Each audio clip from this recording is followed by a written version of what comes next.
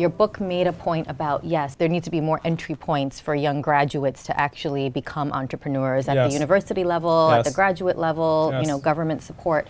But there is a bit of a mindset issue when it comes to when you go beyond that, right? When you look at upbringings and what are the expectations from your parents, right? And so the mindset is one thing, but the resources is another. Like if I teach a person in college to value certain things, let's say I tell them go change the world or like do something really idealistic, and then the graduation speech happens and they go out into the world, and then who's there waiting for them? Really the question is who's there waiting for them.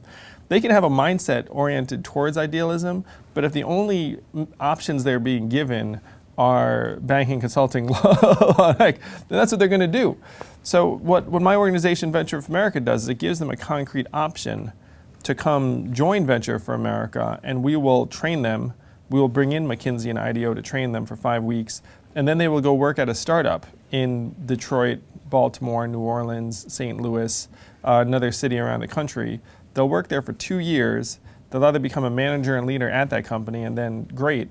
Or if they want to start their own company, we have an accelerator and seed fund to help them do that. So it's not about changing a mindset, it's about actually putting resources to work. The comparison I draw, and I went to law school, and there are a lot of unhappy lawyers I know, but if you're a young person, you don't know what to do, and you decide to go to law school, your parents will think it's a great idea. It's easy to find, you don't have to figure it out, and the government will give you a $100,000 loan, no questions asked. If you want to start your own business, your parents will think it's a terrible idea. It's super hard to find, and no one's going to give you a $100,000 loan. And meanwhile, the law school industrial complex is being subsidized by the government to the tune of hundreds of millions of dollars in loans per year, and we're churning out lawyers that the economy doesn't need. And there's an equivalent shortage of entrepreneurs starting businesses around the country. So that's a very long-winded way of saying it's not about the mindset, it's about creating equivalent choices. So I certainly didn't mean to diminish that a mindset is very important. So one thing I like to point out is that entrepreneurship education programs, degrees, certificates, departments have quadrupled in the last 20 years. It's all the rage on college campuses around the country. If you look at actual private company ownership among 18 to 30-year-olds, it's gone down by 40% in the same 20 years. So entrepreneurship education way up, actual business ownership and entrepreneurship way down. So those things have inverse relationships. And I've dug into this a little bit, and joke I tell is that if an entrepreneurship professor were to be honest, he would show up on day one and say, half of you are going to fail this class, and at the end of the class, I'm going to determine that in part by rolling dice at random. And if a professor were to say that, then no one would show up for his class because every student would be like, well, I'm certainly not going to take that chance on failing.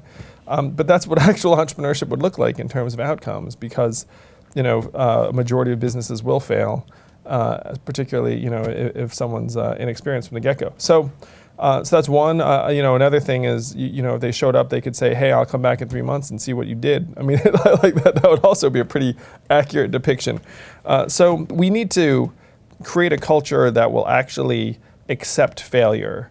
And our academic environment does not do that at all. If you look at college environment, if you get an F, that's a 0 in your GPA, it will submarine it immediately. You won't get into any graduate programs, have a hard time getting jobs.